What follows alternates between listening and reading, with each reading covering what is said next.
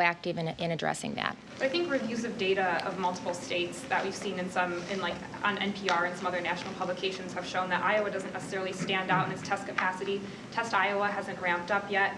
And Iowa is one of the states where the virus is spreading the fastest, including some of the communities like Sioux City that have had explosive growth in cases. So how do you... Well, just as Dr. Birx indicated with us as well, Iowans can be proud of what we're doing. You should be proud of what we're doing. We are leading, and we're leading by example, and we're going to continue to lead. We've ramped up our testing. We've increased it by 800% since March. We are in a pandemic. We have a rapidly changing environment, and we are reacting and being proactive at the same time.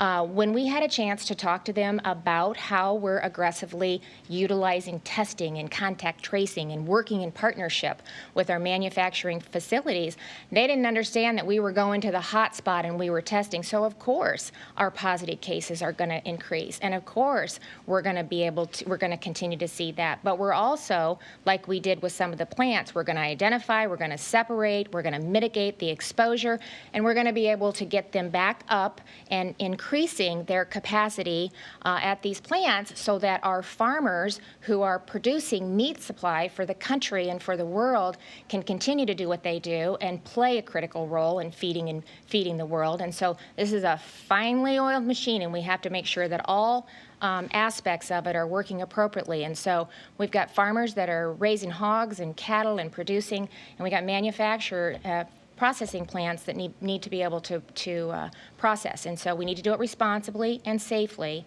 and we are doing that. And so evidently, they do think that we're doing a good job. That was the comment that he made. And as I said, I thought Dr. Padati did an excellent job of talking about virus activity and how we're managing it, what we're seeing from the data, and how we're really utilizing that to be proactive in our response.